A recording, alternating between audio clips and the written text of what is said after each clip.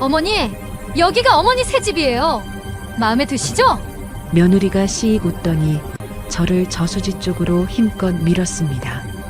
풍덩, 영하 20도, 얼음장 같은 물속으로 온몸이 빠져들었습니다. 다 살려줘. 주희야, 제발. 죽으림을 다해 둑 위로 기어 올라가려는데 며느리의 구두굽이 제 손등을 짓밟았습니다. 어머니, 왜 자꾸 올라오세요? 거기가 딱 어머니 자리잖아요. 차갑게 웃는 며느리의 얼굴이 악마처럼 보였습니다. 네 땅 2,500억이래요. 근데 어머니가 살아있으면 제가 그 돈을 어떻게 써요? 며느리는 제 이마를 발로 밀어 다시 물속으로 밀어 넣었습니다. 물을 벌컥벌컥 삼키며 허우적거리는 사이 며느리의 차가 떠나는 소리가 들렸습니다. 폭설이 쏟아지는 한밤중, 인적 하나 없는 시골 저수지. 바람 소리만 스산하게 울리는 그곳에서 저는 온몸이 젖은 채 덜덜 떨었습니다. 그날 저는 죽었어야 했습니다. 하지만 살아남았어요. 그리고 그 며느리에게 똑같이 갚아줬습니다. 단 한 푼도 주지 않았거든요. 잠깐만요. 구독과 좋아요, 알림 설정 부탁드려요. 여러분의 구독은 평생 무료입니다. 좋아요를 눌러주시면 순잔의 사연 큰 힘이 됩니다. 오늘의 사연 바로 시작합니다. 폭설이 쏟아지는 한겨울 밤이었습니다. 검은 승용차 한 대가 인적 없는 시골길을 달리고 있었어요. 운전석에는 며느리 한주희가 앉아 있었고 뒷좌석에는 시어머니 박순자가 창밖을 바라보고 있었습니다. 차창 밖으로 보이는 풍경은 점점 황량해져 갔습니다. 가로등 하나 없는 어둠 속에서 눈발만 휘날렸어요. 순자는 불안한 마음에 며느리에게 물었습니다. 주희야, 요양원이 왜 이렇게 외진데 있어? 주희는 백미러로 시어머니를 힐끗 보며 대답했습니다. 공기 좋은 데가 어르신들한테 좋대요. 거의 다 왔어요. 순자는 고개를 끄덕였지만 마음 한구석이 찜찜했습니다. 창밖으로 보이는 것은 갈대밭과 얼어붙은 논뿐이었거든요. 사람 사는 마을은 보이지 않았습니다. 차가 멈춘 곳은 저수지 앞이었습니다. 칠흑 같은 어둠 속에서 저수지 물이 검게 일렁이고 있었어요. 폭설 때문에 앞이 잘 보이지 않았습니다. 순자는 차에서 내리며 두리번거렸습니다. 여기가 어디야? 건물이 하나도 안 보이는데. 주인은 순자의 팔을 잡고 저수지 둑 위로 이끌었습니다. 순자는 영문을 모른 채 며느리를 따라갔어요. 발밑에서 얼음이 서걱거리는 소리가 났습니다. 둑 위에 서자 주희가 갑자기 순자의 팔을 놓았습니다. 그리고는 씩 웃으며 말했어요. 어머니, 여기가 어머니 새 집이에요. 마음에 드시죠? 순자가 무슨 소리냐고 되묻기도 전에 주희가 순자의 등을 힘껏 밀었습니다. 순자의 몸이 공중으로 붕 떴다가 저수지 물속으로 빠졌어요. 풍덩 하는 소리와 함께 얼음장 같은 물이 온몸을 집어삼켰습니다. 으악! 살려줘! 순자는 물속에서 허우적거렸습니다. 영하 20도의 물은 칼로 베는 것처럼 차가웠어요. 숨을 쉴 수가 없었습니다. 온몸의 근육이 순식간에 굳어버리는 것 같았어요. 순자는 죽으림을 다해 둑 위로 손을 뻗었습니다. 손가락 끝이 간신히 둑 가장자리에 닿았어요. 바로 그때 주희의 구두굽이 순자의 손등을 짓밟았습니다. 뼈가 으스러지는 것 같은 고통이 손끝에서 온몸으로 퍼졌어요. 순자는 비명을 질렀습니다. 아, 주희야, 왜 이래? 주희는 손등을 밟은 채 허리를 굽히고 순자를 내려다보았습니다. 그 얼굴에는 한 점 자비도 없었어요. 어머니, 왜 자꾸 올라오세요? 거기가 딱 어머니 자리잖아요. 내가 뭘 잘못했어. 제발 살려줘. 순자는 울부짖으며 다른 손으로 둑을 붙잡으려 했습니다. 주인은 그 손마저 발로 걷어찼어요. 순자의 몸이 다시 물속으로 미끄러졌습니다. 물을 벌컥벌컥 삼키며 순자가 다시 떠올랐습니다. 숨이 턱 끝까지 차올랐어요. 눈앞이 캄캄해지기 시작했습니다. 주희야, 엄마가 널 어떻게 키웠는데 이럴 수 있어. 주희는 젖은 머리카락이 얼굴에 달라붙은 시어머니를 차갑게 내려다보았습니다. 그리고는 담담하게 말했어요. 어머니 땅이 2,500억이래요. 근데 어머니가 살아있으면 제가 그 돈을 어떻게 써요? 순자는 그 말을 듣고 눈이 휘둥그레졌습니다. 2,500억이라니 무슨 소리인지 이해가 되지 않았어요. 하지만 며느리의 다음 행동은 더 이해가 되지 않았습니다. 주희가 순자의 이마를 발로 밀었어요. 순자의 몸이 다시 물속으로 가라앉았습니다.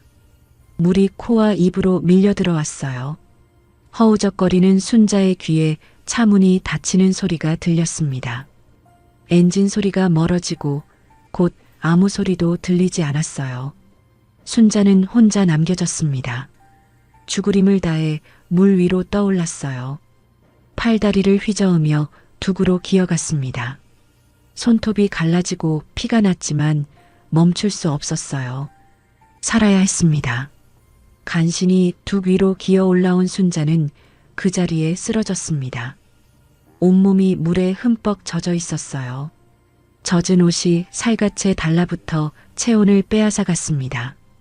이가 딱딱딱 부딪혔어요. 폭설은 멈추지 않고 쏟아졌습니다. 장면은 3년 전으로 돌아갑니다. 부동산 중개사무소에서 일하는 한 주인은 컴퓨터 화면을 보다가 눈이 번쩍 뜨였습니다. 시어머니 박순자의 고향 땅이 대규모 신도시 개발 예정지에 포함된다는 내부 정보가 떴거든요. 그 땅의 예상 보상액은 상상을 초월했습니다. 주인은 그날부터 시어머니의 땅을 노리기 시작했어요.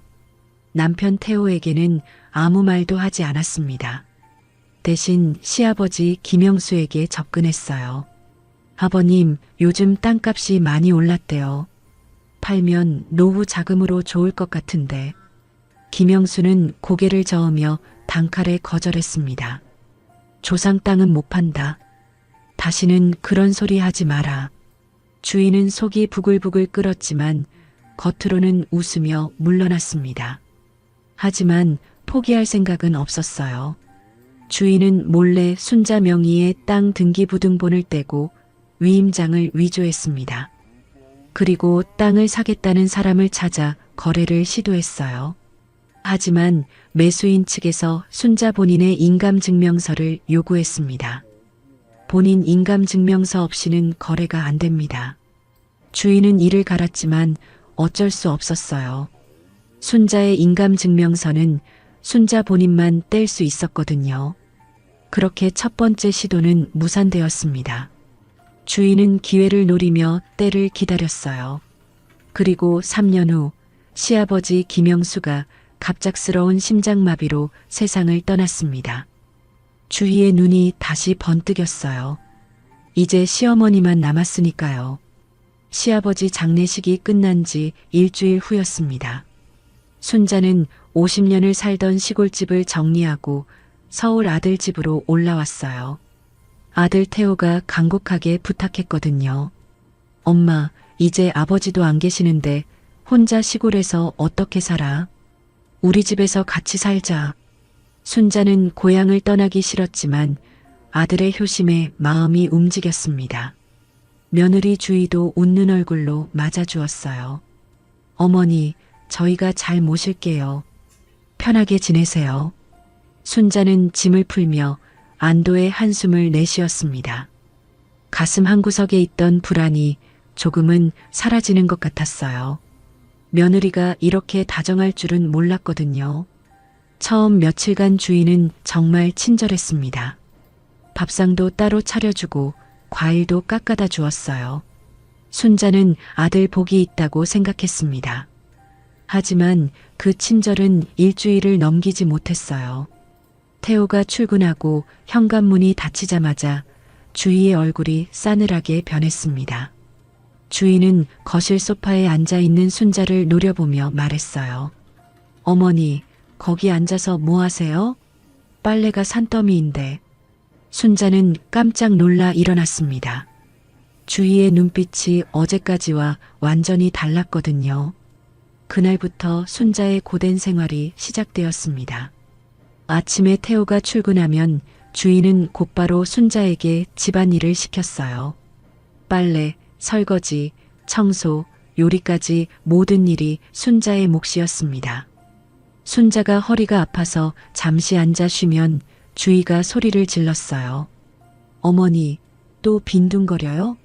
밥 먹여주고 재워주면 일이라도 해야죠. 순자는 아무 말도 못하고 다시 일어났습니다.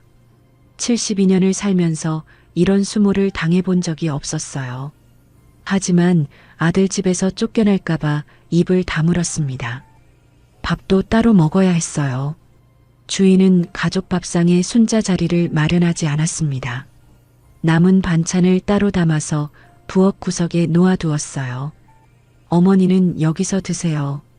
민준이가 할머니 냄새 싫어해요. 순자는 손자 민준이라도 보고 싶었습니다. 10살짜리 민준이는 할머니가 오자 좋아했거든요. 하지만 주인은 그것마저 막았어요.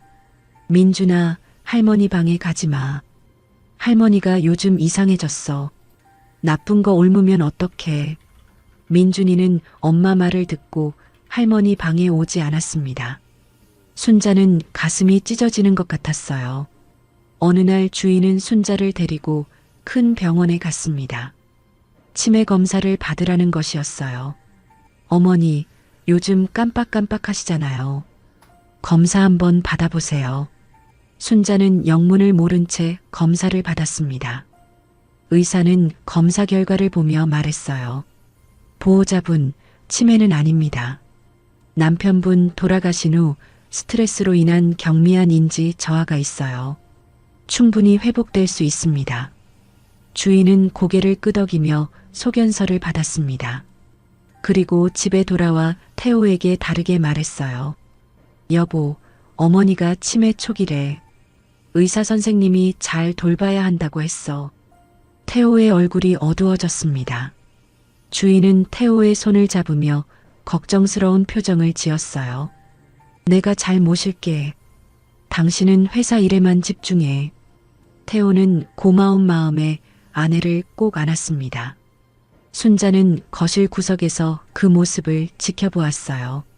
치매라니 무슨 소린지 이해가 되지 않았습니다.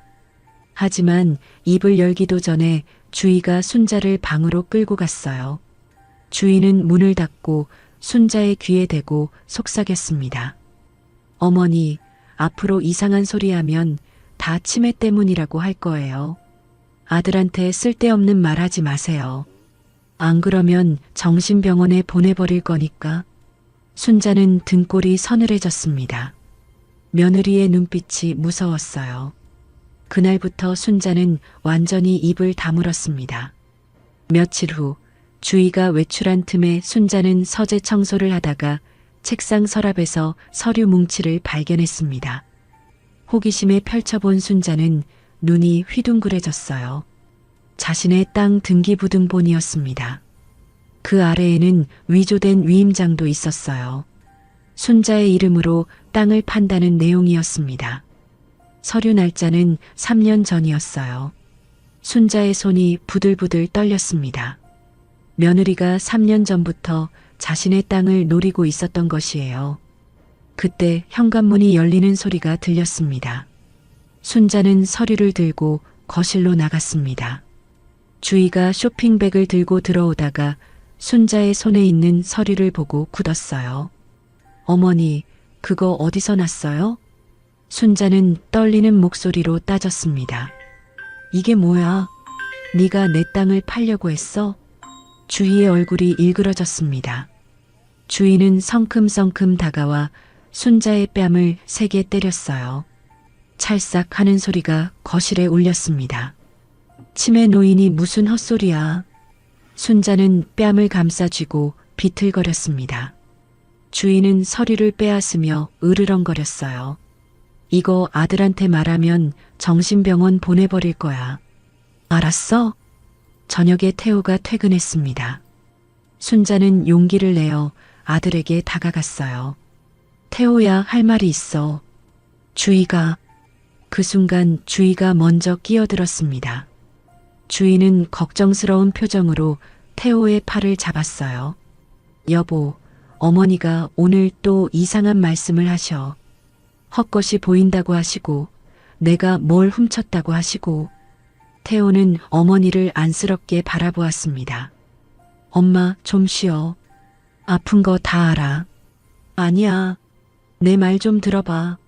순자가 소리쳤지만 태호는 고개를 저었어요. 엄마, 제발. 주희가 다 알아서 해줄 거야. 태호는 안방으로 들어가 버렸습니다. 순자는 닫힌 문 앞에 서서 눈물을 흘렸어요. 아들이 자신의 말을 믿지 않았습니다. 평생 아들만 바라보며 살았는데 이렇게 될 줄은 몰랐어요. 그날 밤 주희는 어두운 서재에서 혼자 앉아 생각에 잠겼습니다. 인감을 손에 넣는 것도 어렵고 시어머니 입을 막는 것도 어려웠어요. 언제 다시 아들에게 말할지 모르는 일이었습니다. 주희는 날씨 앱을 열어 일기예보를 확인했어요. 다음 주에 강력한 폭설이 예보되어 있었습니다. 주희의 입꼬리가 천천히 올라갔어요. 시어머니가 없어지면 유일한 상속인은 아들 태호입니다. 그리고 태호의 재산은 곧 자신의 것이나 마찬가지였어요. 주희는 시골 저수지 위치를 검색하기 시작했습니다. 폭설이 내리는 날이 왔습니다. 주희는 아침부터 들뜬 표정을 감추며 태호에게 말했어요. 여보, 어머니가 요양원에 가고 싶대. 내가 알아본 곳이 있는데 오늘 모시고 가볼게. 태호는 출근 준비를 하며 고개를 끄덕였습니다. 그래, 고마워. 엄마 잘 부탁해. 주희는 웃으며 남편을 배웅했어요. 현관문이 닫히자 주희의 얼굴에서 웃음기가 싹 사라졌습니다. 주희는 순자의 방문을 열었어요. 순자는 창밖에 쏟아지는 눈을 바라보고 있었습니다. 어머니, 오늘 좋은 요양원 구경 가요. 거기서 편하게 사실 수 있어요. 순자는 의아한 표정으로 며느리를 바라보았습니다. 갑자기 요양원이라니 무슨 소린지 알 수 없었어요. 하지만 요즘 며느리 눈치를 보느라 지쳐있던 순자는 고개를 끄덕였습니다. 그래, 알았어. 순자는 짐을 챙기려 했지만 주희가 말렸어요. 짐은 나중에 가져다 드릴게요. 오늘은 그냥 구경만 하는 거예요. 순자는 외투만 걸치고 현관으로 나갔습니다. 아파트 주차장에서 차에 오를 때 순자는 이것이 자신의 마지막 길이 될 줄 몰랐어요. 차는 서울을 벗어나 한참을 달렸습니다. 창밖 풍경이 점점 황량해졌어요. 건물 대신 논밭이, 가로등 대신 어둠이 펼쳐졌습니다. 주희야, 요양원이 왜 이렇게 멀어? 주희는 대답 없이 운전대만 잡고 있었어요. 순자는 불안해지기 시작했습니다. 하지만 설마 며느리가 나쁜 짓을 하겠냐고 스스로를 달랬어요. 그리고 그날 밤 순자는 저수지에 버려졌습니다. 장면은 다시 현재로 돌아옵니다. 저수지 둑 위에서 순자가 쓰러져 있었어요. 온몸이 물에 흠뻑 젖어 있었습니다. 젖은 옷이 살갗에 달라붙어 체온을 빼앗아 갔어요. 영하 20도의 추위가 뼈를 깎는 것 같았습니다. 폭설은 점점 거세졌어요. 하늘에서 눈이 쏟아지고 바람이 귀신처럼 울부짖었습니다. 어둠 속에서 부엉이가 울었어요. 그 소리가 마치 저승사자가 부르는 것 같았습니다. 순자는 이를 악물고 일어났어요. 여기서 죽을 순 없었습니다. 내가 이렇게 죽으면 안 돼. 그년한테 당하고 죽을 순 없어. 순자는 얼어붙은 몸을 질질 끌며 걸었습니다. 발이 땅에 붙는 것 같았어요. 손가락 감각이 사라지고 무릎이 덜덜 떨렸습니다. 하지만 멈추면 죽는다는 것을 알았어요. 어둠 속에서 무슨 소리가 들렸습니다. 들짐승이 움직이는 소리 같았어요. 순자는 겁에 질려 더 빨리 걸었습니다. 갈대밭 사이로 뭔가가 보였어요. 희미하게 보이는 검은 그림자였습니다. 순자는 그쪽으로 기어갔어요. 농막이었습니다. 낡고 허름한 작은 건물이었어요. 문이 삐걱거리며 열렸습니다. 순자는 마지막 힘을 다해 안으로 들어갔어요. 농막 안은 춥고 어두웠습니다. 하지만 바람은 막을 수 있었어요. 순자는 구석에서 곰팡이 핀 낡은 이불을 발견했습니다. 젖은 옷을 입고 있으면 얼어 죽을 것 같았어요. 순자는 떨리는 손으로 젖은 옷을 벗었습니다. 그리고 낡은 이불로 온몸을 감쌌어요. 이불에서 퀴퀴한 냄새가 났지만 상관없었습니다. 살아야 했거든요. 구석에 라면 봉지 몇 개와 성냥이 있었어요. 아마 농막 주인이 두고 간 것 같았습니다. 순자는 성냥으로 불을 피우려 했지만 손이 너무 떨려서 몇 번이나 실패했어요. 겨우 불을 붙이고 라면을 끓였습니다. 따뜻한 국물이 목구멍으로 넘어가자 온몸에 힘이 돌았어요. 순자는 그렇게 첫날 밤을 버텼습니다. 둘째 날도 폭설이 계속됐어요. 순자는 농막 밖으로 나갈 수가 없었습니다. 남은 라면으로 하루를 버텼어요. 누가 날 찾으러 올까? 순자는 생각했지만 희망이 없었습니다. 아들은 요양원에 갔다고 믿고 있을 테니까요. 주희가 진실을 말할 리도 없었어요. 셋째 날 아침이 밝았습니다. 눈이 조금 그쳤어요. 순자는 기력이 거의 바닥나 있었습니다. 라면도 다 떨어지고 몸은 점점 차가워졌어요. 이대로 죽는 건가? 순자가 눈을 감으려는 순간 밖에서 소리가 들렸습니다. 트럭 엔진 소리였어요. 마을 이장 이만수가 폭설 피해를 점검하러 저수지 주변을 돌고 있었습니다. 만수는 농막 굴뚝에서 연기가 나는 것을 발견했어요. 저기 왜 연기가 나지? 만수는 차를 세우고 농막으로 다가갔습니다. 문을 열자 퀴퀴한 냄새와 함께 쓰러져 있는 사람이 보였어요. 낡은 이불을 뒤집어 쓴 노인이었습니다. 이런 세상에. 만수는 급히 순자에게 다가갔어요. 순자는 거의 의식이 없었습니다. 얼굴이 하얗게 질려 있었고 입술은 파랗게 변해 있었어요. 만수는 순자를 번쩍 안아 트럭에 태웠습니다. 그리고 읍내 작은 의원으로 미친 듯이 달렸어요. 의원에 도착하자 의사가 순자를 살펴보았습니다. 저체온증이 심합니다. 탈수도 심하고요. 조금만 늦었으면 큰일 날 뻔했어요. 만수는 안도의 한숨을 내쉬었어요. 의사가 물었습니다. 이분이 누구세요? 가족은요? 만수는 고개를 저었어요. 저도 몰라요. 저수지 옆 농막에서 발견했어요. 신원을 알 수가 없네요. 작은 시골 의원이라 경찰 전산망과 연결되어 있지 않았습니다. 순자는 신원 미상의 조난자로 치료를 받기 시작했어요. 한편 그 시각 서울에서는 다른 일이 벌어지고 있었습니다. 주희가 태호에게 전화를 걸었어요. 목소리에 울음기를 섞어 말했습니다. 여보, 큰일 났어. 어머니가 요양원에서 산책 나갔다가 실종됐대. 태호는 깜짝 놀라 자리에서 벌떡 일어났어요. 뭐? 엄마가 실종됐다고? 요양원에서 찾고 있는데 아직 못 찾았어. 경찰에 신고해야 할 것 같아. 태호는 당장 경찰서로 달려가 어머니 실종 신고를 접수했습니다. 경찰은 수색을 시작했지만 요양원 근처만 뒤졌어요. 시골 저수지는 아무도 찾지 않았습니다. 주인은 집에서 혼자 웃었어요. 시어머니는 이미 죽었을 거라고 확신했거든요. 영하 20도 폭설 속에서 살아남을 수는 없으니까요. 하지만 주인은 몰랐습니다. 시어머니가 살아있다는 것을요. 이틀이 지난 후 순자가 의원 침대에서 눈을 떴습니다. 천장이 낯설었어요. 여기가 어딘지 기억이 나지 않았습니다. 어르신, 정신이 드세요? 낯선 남자가 침대 옆에 앉아 있었어요. 순자는 그 얼굴을 보며 천천히 기억을 떠올렸습니다. 농막에서 쓰러지기 직전 누군가가 문을 열었던 것 같았어요. 제가 어르신을 발견했어요. 저수지 옆 농막에서요.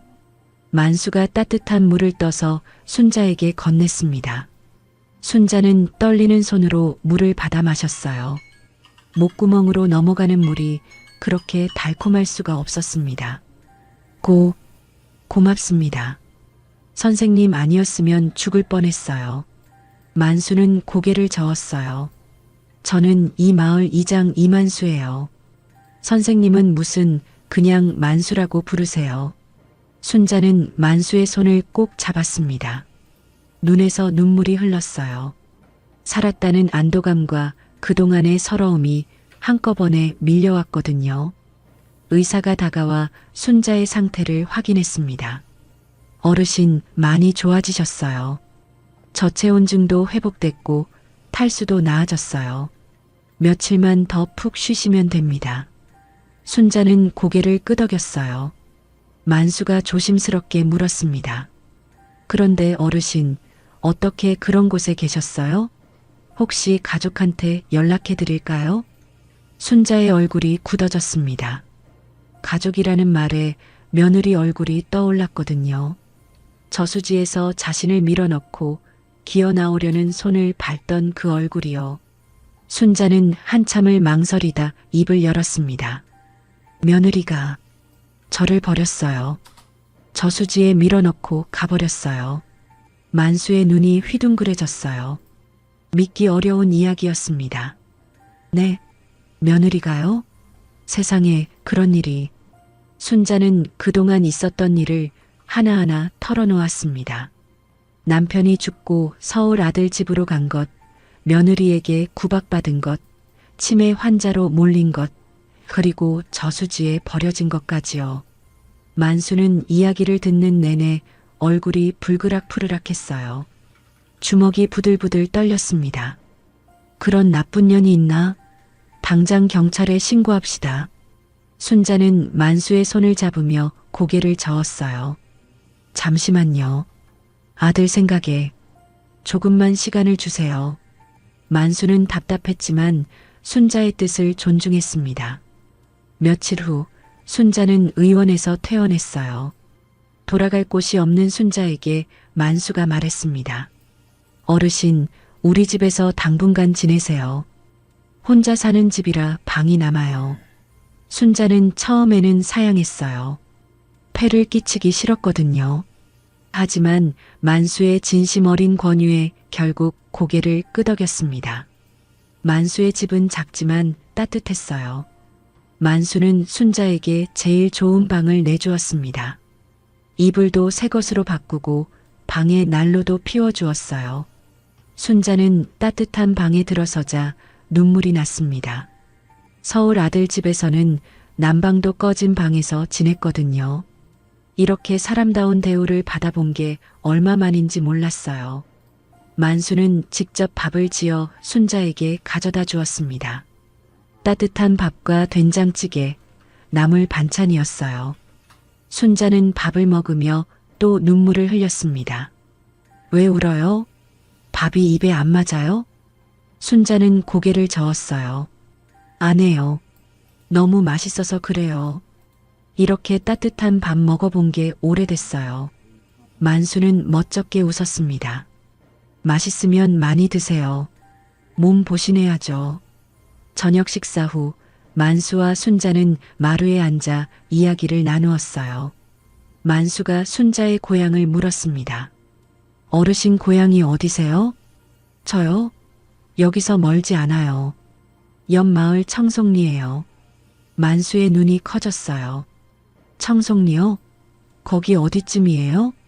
순자는 친정에서 물려받은 논밭 위치를 설명했습니다. 마을 입구에서 산 쪽으로 올라가는 길목에 있는 넓은 땅이었어요. 만수는 깜짝 놀라 손뼉을 쳤습니다. 아이고, 어르신, 그 땅 있으면 큰 부자 되시겠네요. 순자는 무슨 소린지 몰라 고개를 갸웃했어요. 부자는 무슨, 논농사밖에 안 되는 땅인데요. 만수는 고개를 절레절레 흔들었습니다. 어르신, 그거 모르셨어요? 청송리가 지금 신도시 개발구역에 들어갔어요. 우리 마을도 포함됐는데 보상금이 어마어마해요. 저도 주민 설명회 다녀왔거든요. 순자는 믿기지 않았습니다. 그 땅이 그렇게 값어치가 있다니요. 정말이에요? 그게 진짜예요? 진짜죠. 내일 구청 가서 확인해 봐요. 직접 눈으로 보시면 알 거예요. 다음 날 오전 만수는 순자를 데리고 구청으로 갔습니다. 개발보상과 창구 앞에서 순자는 신분증을 내밀었어요. 저기요, 제 이름으로 된 땅 보상금이 얼마인지 알 수 있을까요? 담당 직원이 전산을 두드렸습니다. 화면을 보던 직원의 눈이 휘둥그레졌어요. 어르신, 잠시만요. 직원이 상관을 불러왔습니다. 두 사람이 화면을 보며 고개를 끄덕였어요. 어르신 땅이 핵심 개발 구역 한가운데 있어요. 보상 예정 금액이 약 2,500억 원입니다. 순자는 그 말을 듣고 그 자리에 주저앉았습니다. 다리에 힘이 풀렸거든요. 2,500억요? 만수가 얼른 순자를 부축했어요. 순자는 멍한 표정으로 중얼거렸습니다. 그래서 그년이 내 땅을 노렸구나. 모든 것이 이해가 됐습니다. 며느리가 왜 자신의 인감에 집착했는지, 왜 자신을 없애려 했는지요. 순자의 눈에 불꽃이 일었어요. 그년한테는 단 한 푼도 안 줘. 절대로. 순자는 담당 직원에게 단호하게 말했습니다. 제 인감과 서류는 저 외에 아무도 못 쓰게 해주세요. 꼭이요. 직원은 고개를 끄덕이며 특별관리 대상으로 등록해 주었어요. 구청을 나온 후 만수는 순자를 읍내법률 상담소로 데려갔습니다. 최 변호사라는 중년 남자가 순자의 이야기를 들었어요. 최 변호사는 이야기를 다 듣고 고개를 끄덕였습니다. 어르신, 며느리가 한 행동은 존속유기죄에 해당해요. 3년 전에 위조한 서류는 사문서 위조죄로도 처벌받을 수 있고요. 순자는 눈물을 글썽였어요. 법적으로 싸울 수 있다는 말에 용기가 났거든요. 최 변호사가 덧붙였습니다. 그리고 어르신, 치매 진단받으셨다고 하셨죠? 큰 병원에서 다시 검사 받으세요. 치매가 아니라는 소견서를 받아야 나중에 법적 대응할 때 유리해요. 만수는 그 길로 순자를 도립병원에 데려갔어요. 정밀 검사 결과 의사가 말했습니다. 어르신, 치매 아니세요. 스트레스로 인한 일시적 인지 저하였는데 지금은 정상으로 회복됐어요. 순자는 소견서를 받아들고 가슴을 쓸어내렸습니다. 이제 싸울 준비가 된 것이에요. 그날 저녁 만수의 집에서 두 사람은 마주 앉아 이야기를 나누었습니다. 만수가 조심스럽게 물었어요. 어르신, 앞으로 어떻게 하실 거예요? 순자는 먼 곳을 바라보며 말했습니다. 그년한테 복수할 거예요. 그리고 여기서 새로 시작하고 싶어요. 만수는 순자의 손을 가만히 잡았어요. 두 사람의 손에서 온기가 전해졌습니다. 일주일이 지났습니다. 순자는 만수의 집에서 건강을 완전히 회복했어요. 얼굴에 혈색이 돌아오고 걸음걸이도 힘이 생겼습니다. 순자는 거울을 보며 다짐했어요. 이제 싸울 때가 됐습니다. 최 변호사에게 연락하자 변호사가 직접 마을로 내려왔어요. 순자는 변호사와 함께 읍내 경찰서로 향했습니다. 만수도 동행했어요.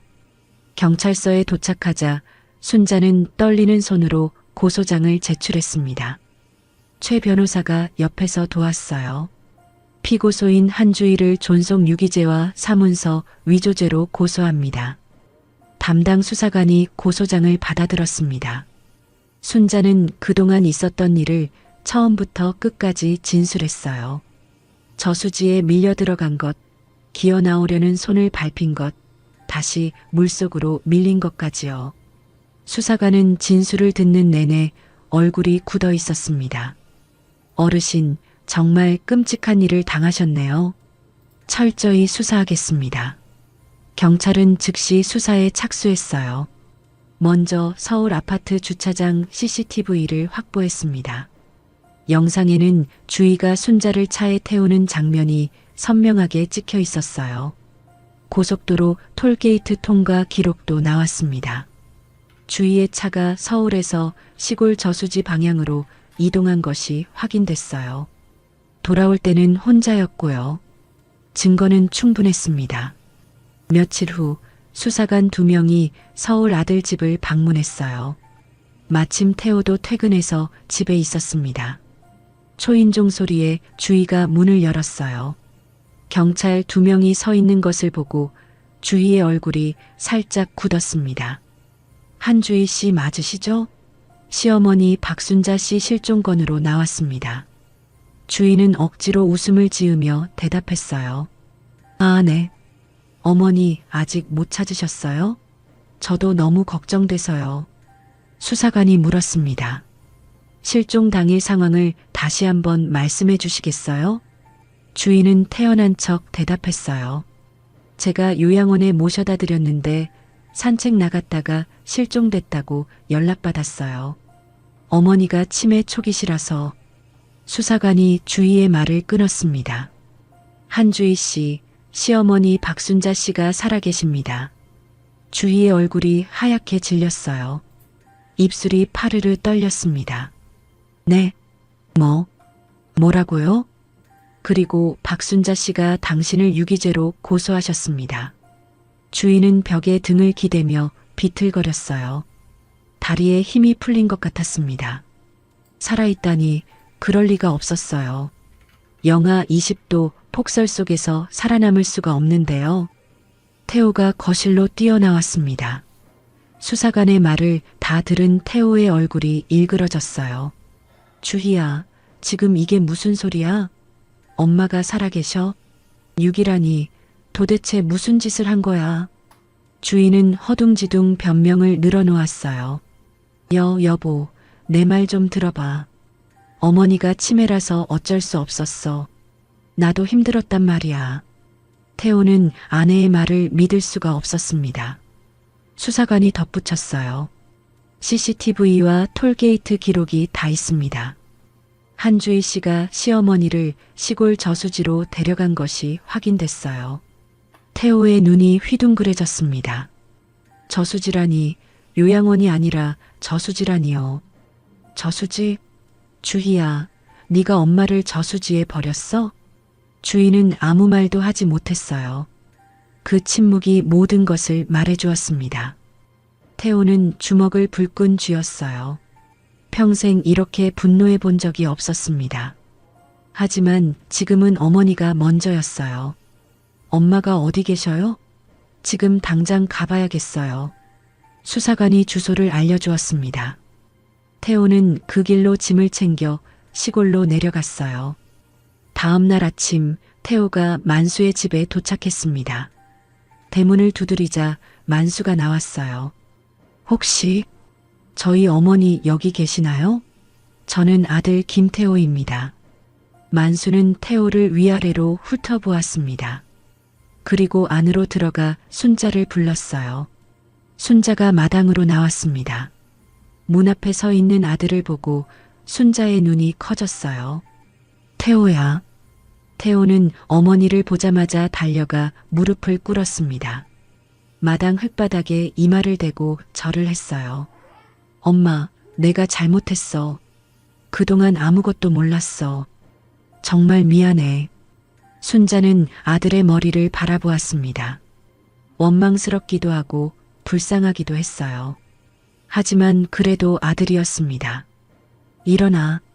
땅이 차가워. 태호는 고개를 들었어요. 눈에 눈물이 가득 고여 있었습니다. 엄마, 정말 미안해.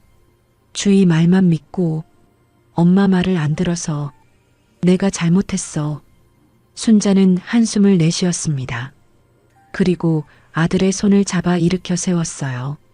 내 잘못이 아니야. 니는 그년한테 속은 거야.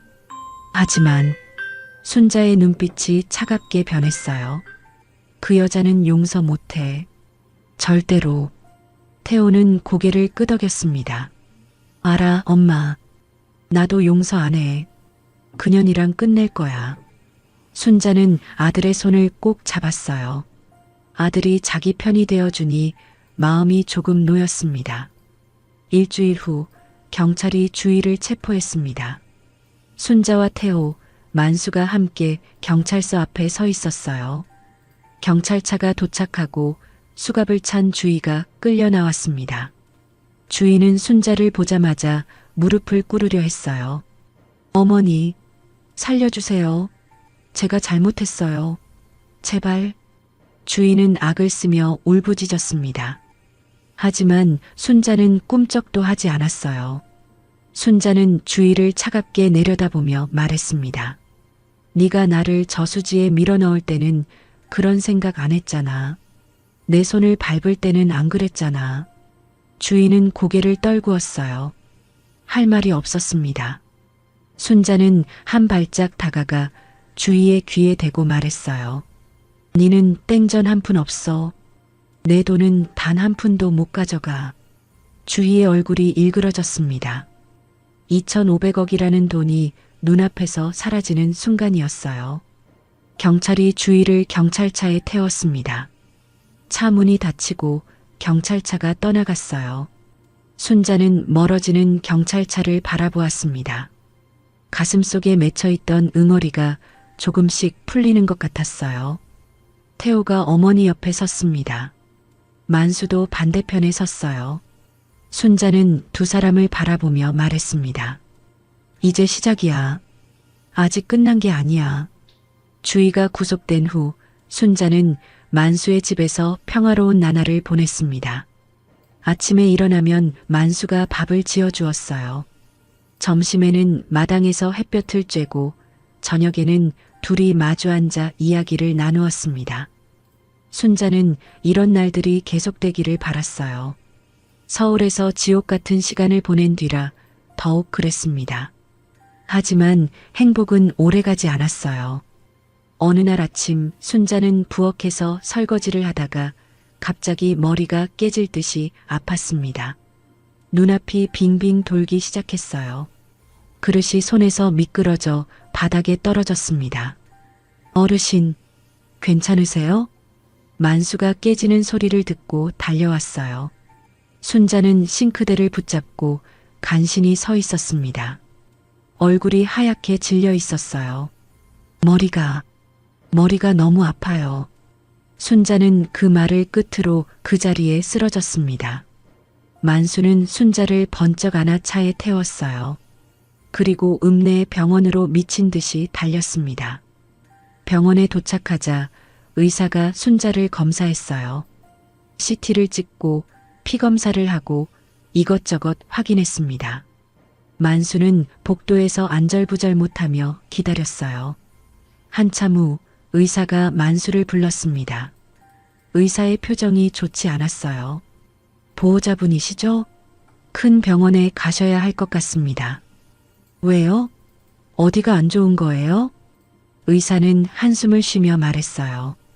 뇌에 작은 종양이 발견됐습니다. 정밀 검사가 필요해요. 만수는 그 자리에 주저앉을 뻔했습니다. 겨우 정신을 차리고 순자를 도립병원으로 옮겼어요. 도립병원에서 추가 검사를 받았습니다. MRI를 찍고 전문의가 결과를 분석했어요. 순자는 침대에 누워 결과를 기다렸습니다. 만수는 옆에서 순자의 손을 잡고 있었어요. 의사가 병실로 들어왔습니다. 손에 검사 결과지를 들고 있었어요. 어르신, 다행히 종양은 양성입니다. 암은 아니에요. 순자와 만수는 안도의 한숨을 내쉬었어요. 하지만 의사의 말은 거기서 끝나지 않았습니다. 그런데 위치가 좋지 않아요. 뇌 깊숙한 곳에 있어서 수술이 필요합니다. 순자의 얼굴이 다시 굳어졌어요. 수술이요? 네. 종양을 제거하지 않으면 점점 커져서 위험해질 수 있어요. 다만 의사가 잠시 말을 멈추었습니다. 그리고 조심스럽게 이어갔어요. 어르신이 연세가 있으셔서 수술에 위험 부담이 있습니다. 성공률은 70% 정도예요. 순자는 천장을 바라보았습니다. 70%라니 열의 셋은 수술대에서 못 일어난다는 뜻이었어요. 순자의 눈에서 눈물이 흘렀습니다.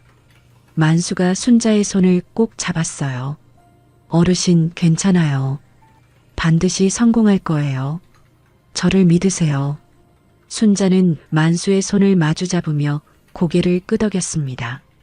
이 사람이 곁에 있어서 다행이라고 생각했어요. 태호에게 연락이 갔습니다. 태호는 어머니가 쓰러졌다는 소식을 듣고 불이 나게 달려왔어요. 엄마, 괜찮아? 태호가 병실 문을 열고 뛰어들어왔습니다. 순자는 침대에 누워 아들을 바라보았어요. 왔어? 그래, 왔구나. 태호는 침대 옆에 앉아 어머니 손을 잡았습니다. 의사에게 상황을 들은 태호는 얼굴이 하얗게 질렸어요. 엄마, 서울 큰 병원으로 가자. 거기가 더 좋은 의사 선생님들 있어. 순자는 고개를 저었습니다. 안 가. 나는 여기서 수술 받을 거야. 왜? 서울이 더 나을 텐데. 순자는 만수를 바라보았어요. 만수가 복도에서 커피를 들고 들어오고 있었습니다. 만수 씨 곁에 있고 싶어? 여기가 좋아. 태호는 어머니의 눈빛을 보고 더 말하지 않았어요. 어머니가 이곳에서 마음의 평화를 찾았다는 것을 알았거든요. 한편 그 시각 구치소에서는 다른 일이 벌어지고 있었습니다. 주인은 차가운 감방에서 하루하루를 보내고 있었어요. 그날 친정어머니가 면회를 왔습니다.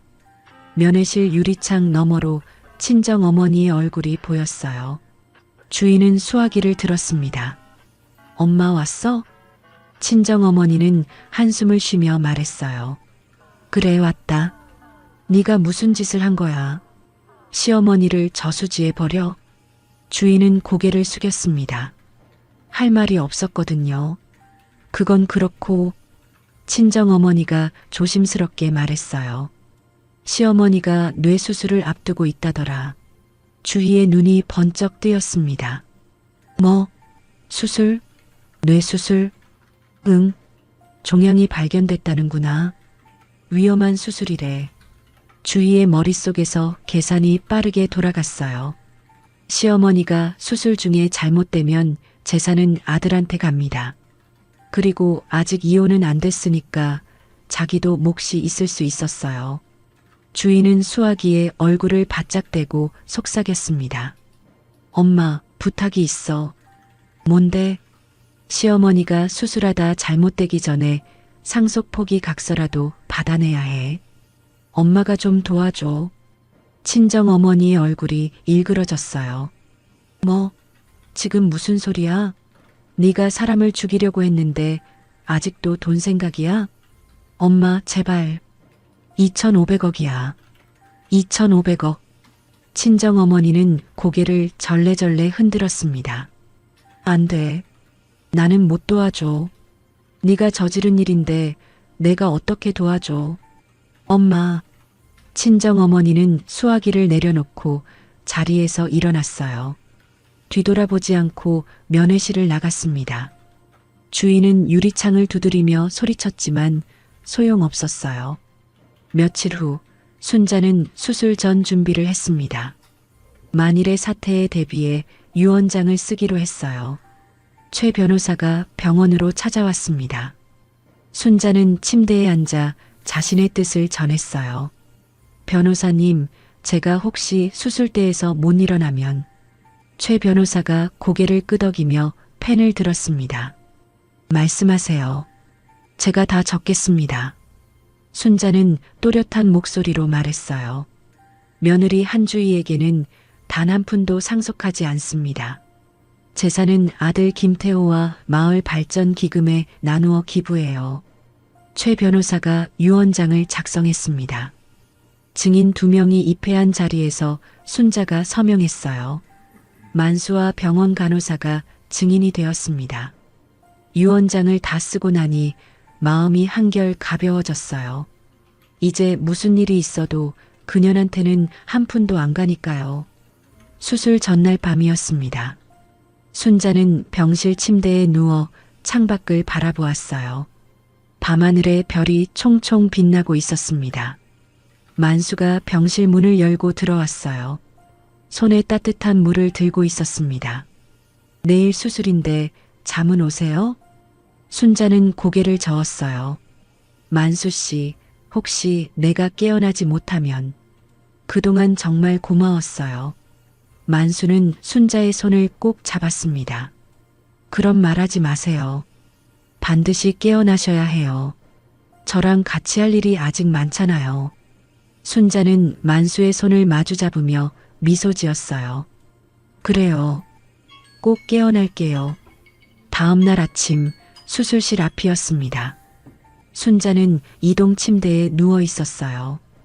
태호와 만수가 양옆에 서 있었습니다. 엄마 힘내. 기다리고 있을게. 태호가 어머니의 손을 잡았어요. 순자는 아들에게 미소를 지어 보였습니다. 수술실 문이 열리고 의료진이 순자를 데려갔어요. 문이 닫히자 빨간 불이 켜졌습니다. 태호와 만수는 수술실 앞 의자에 나란히 앉았어요. 두 사람 모두 두 손을 모으고 기도했습니다. 수술실 앞 빨간 불이 켜진 지 5시간이 지났습니다.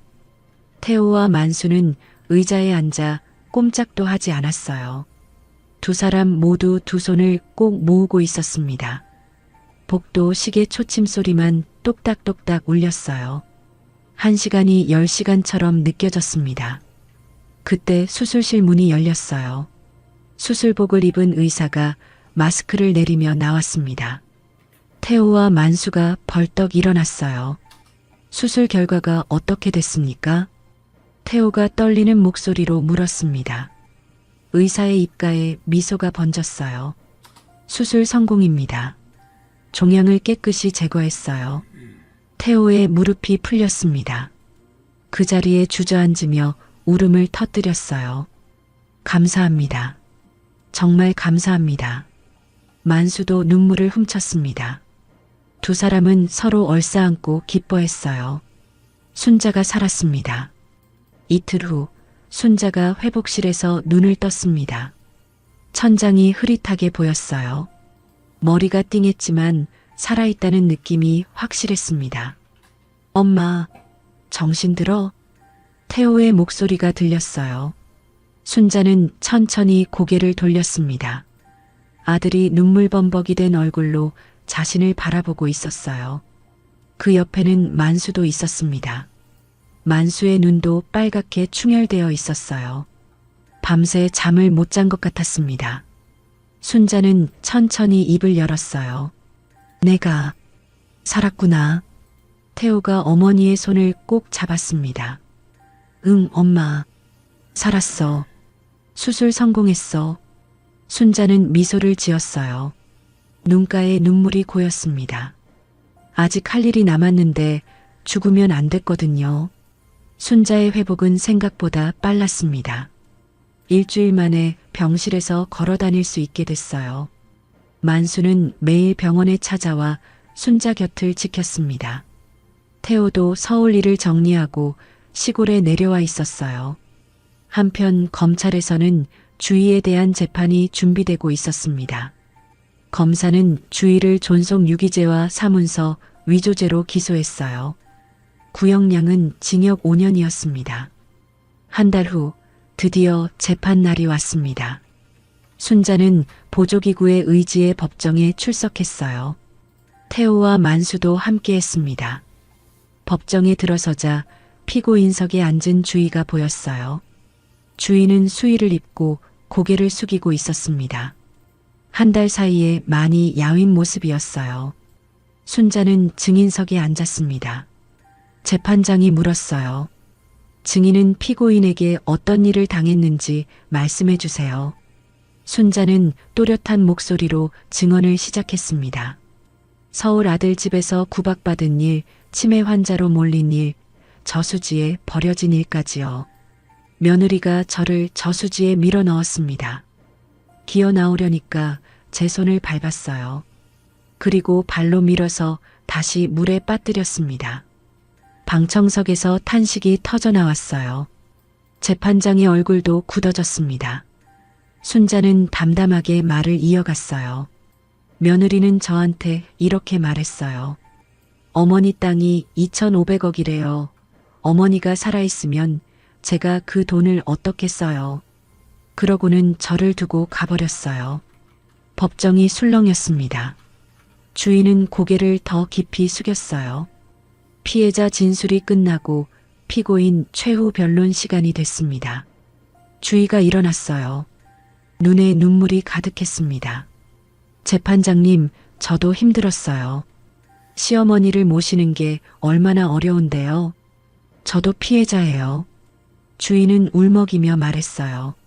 하지만 재판장의 표정은 냉담했습니다. 저한테도 한 번만 기회를 주세요. 반성하고 있어요. 제발이요. 주희의 변론이 끝났습니다. 재판장이 판결문을 읽기 시작했어요. 피고인 한주희는 재산을 노리고 시어머니를 죽음으로 내몰았습니다. 영하 20도의 폭설 속에 72세 노인을 저수지에 유기한 행위는 인륜에 어긋나는 범죄입니다. 재판장이 잠시 말을 멈추었어요. 법정 안이 조용해졌습니다. 피고인은 법정에서도 자신의 잘못을 진심으로 뉘우치지 않고 변명으로 일관했습니다. 이에 피고인 한주희를 징역 4년에 처합니다. 주희의 얼굴이 하얗게 질렸어요. 법정 경위 2명이 다가와 주희의 양팔을 잡았습니다. 싫어요. 4년이나요? 재판장님, 제발요. 주희가 발버둥 쳤지만 소용없었어요. 경위들에게 끌려 법정 밖으로 나갔습니다. 순자는 주희가 끌려가는 모습을 지켜보았어요. 가슴속에 맺혔던 응어리가 풀리는 것 같았습니다. 재판이 끝난 후 태호가 어머니에게 다가왔습니다. 태호는 순자의 손을 잡으며 말했어요. 엄마, 나 주희랑 이혼할 거야. 민준이는 내가 키울게. 순자는 아들의 눈을 바라보았습니다. 아들의 눈에 결심이 담겨 있었어요. 그래, 잘 생각했다. 순자는 아들의 손을 꼭 잡았습니다. 2달 후 이혼 재판 결과가 나왔습니다. 법원은 주희의 유책 사유를 인정했어요. 시어머니 유기와 학대가 이혼 사유로 충분했거든요. 판사는 손자 민준이의 양육권을 태호에게 주었습니다. 주희는 감옥에서 이혼 판결 소식을 들었어요. 남편도 아들도 재산도 모두 잃은 것이었습니다. 태호는 민준이를 데리고 시골로 내려왔습니다. 민준이는 할머니를 보자마자 달려왔어요. 할머니. 순자는 손자를 꼭 안아주었습니다. 민준이의 작은 몸에서 따뜻한 온기가 전해졌어요. 우리 민준이 할머니가 보고 싶었어? 응. 할머니 어디 갔었어? 엄마가 할머니 나쁜 사람이라고 했는데 거짓말이지? 순자는 손자의 머리를 쓰다듬었어요. 그래, 거짓말이야. 할머니는 나쁜 사람 아니야. 민준이가 할머니 품에 파고들었습니다. 순자는 손자를 안고 눈물을 글썽였어요. 순자의 건강이 완전히 회복된 어느 날이었습니다. 만수가 순자에게 편지 한 통을 가져왔어요. 어르신, 구청에서 온 거예요. 순자는 편지를 열어보았습니다. 개발보상금 입금 통지서였어요. 은행에 가서 통장을 확인했습니다. 잔액란에 찍힌 숫자를 보고 순자는 입이 떡 벌어졌어요. 25000000000원. 2,500억이었습니다. 순자는 통장을 들고 멍하니 서 있었어요. 평생 이런 숫자는 본 적이 없었거든요. 내 평생 이런 숫자는 처음 봐요. 만수가 옆에서 웃으며 말했습니다. 이제 마음 편히 하고 싶은 것 다 하세요. 순자는 통장을 가슴에 품었어요. 그리고 조용히 생각에 잠겼습니다. 이 돈을 어떻게 쓸지 이미 마음속에 계획이 있었거든요. 보상금을 받은 순자는 가장 먼저 할 일을 정했습니다. 자신을 살려준 이 마을에 보답하기로 한 것이에요. 순자는 만수와 함께 마을 회관을 찾아갔습니다. 마을 어르신들이 모여 있었어요. 여러분, 제가 이 마을에 경로당을 짓고 싶어요. 어르신들이 술렁였습니다. 순자는 이어서 말했어요. 여러분 덕분에 제가 살았어요. 만수 씨가 저를 발견해주고 병원비도 도와주시고 그 은혜를 갚고 싶어요. 마을 어르신들은 박수를 치며 환영했습니다. 순자는 그 자리에서 경로당 건립 기금을 약속했어요. 며칠 후 순자는 아들 태호를 불렀습니다. 태호가 오자 순자는 통장 하나를 내밀었어요. 이건 뭐야, 엄마? 열어봐. 태호가 통장을 열어보고 눈이 휘둥그레졌습니다. 잔액이 500억 원이었거든요. 엄마, 이게 무슨... 순자는 아들의 손을 잡으며 말했어요. 이건 내 새 출발 자금이야. 민준이 잘 키우고 떳떳하게 살아라. 태호는 그 자리에서 무릎을 꿇었습니다. 눈에서 눈물이 쏟아졌어요. 엄마, 고마워. 정말 고마워. 잘 살게. 떳떳하게 살게. 순자는 아들의 머리를 쓰다듬었습니다. 이제 아들 걱정은 덜었어요. 태호는 서울 직장을 정리하고 시골로 완전히 내려왔습니다. 민준이도 시골 학교로 전학을 왔어요. 태호는 읍내에 작은 식당을 열기로 했습니다. 엄마, 나 식당 열 거야. 손님들한테 맛있는 밥 해줄 거야. 순자는 흐뭇하게 웃었어요. 아들이 새 삶을 시작하는 모습이 보기 좋았거든요. 6개월이 흘렀습니다. 순자가 기부한 자금으로 마을의 새 경로당이 완성됐어요. 2층짜리 예쁜 건물이었습니다. 큰 창문으로 햇살이 쏟아져 들어왔어요. 준공식 날 마을 어르신 수십 명이 모였습니다. 순자는 단상에 올라 인사를 했어요. 여러분, 오늘 이 경로당은 여러분 것입니다. 편하게 오셔서 쉬시고 이야기 나누세요. 어르신들이 우레와 같은 박수를 쳤습니다. 순자는 고개 숙여 인사했어요. 준공식이 끝난 후 만수가 순자에게 다가왔습니다. 만수는 긴장한 표정으로 헛기침을 했어요. 순자 씨, 할 말이 있어요. 순자는 고개를 갸웃했습니다. 무슨 말인데요? 만수는 순자의 손을 잡았어요. 손이 떨리고 있었습니다. 순자 씨, 이제 저랑 함께 살아요. 순자의 얼굴이 빨갛게 달아올랐어요. 72년 살면서 이런 청혼은 처음이었거든요. 순자는 한참을 망설이다 고개를 끄덕였습니다. 그래요, 같이 살아요. 주변에 있던 마을 사람들이 환호성을 질렀어요. 박수 소리가 마을 전체에 울려 퍼졌습니다. 축하해요. 두 분 잘 어울려요. 순자는 만수의 손을 꼭 잡았어요. 눈에 눈물이 글썽였습니다. 이 나이에 이런 행복이 찾아올 줄은 몰랐거든요. 한편 그 시각 교도소에서는 주희가 차가운 감방에 앉아 있었습니다. 좁은 창문으로 하늘이 보였어요. 파란 하늘에 구름이 흘러가고 있었습니다. 주희는 무릎을 끌어안고 생각했어요. 남편도 떠났습니다. 아들도 빼앗겼어요. 2,500억은 구경도 못했고요. 모든 것이 자신의 탐욕 때문이었습니다. 주인은 창살 너머 하늘을 바라보며 눈물을 흘렸어요. 후회해도 이미 늦었습니다. 2년이 흘렀습니다. 순자와 만수는 부부가 됐어요. 조촐하게 결혼식을 올리고 함께 살기 시작했습니다.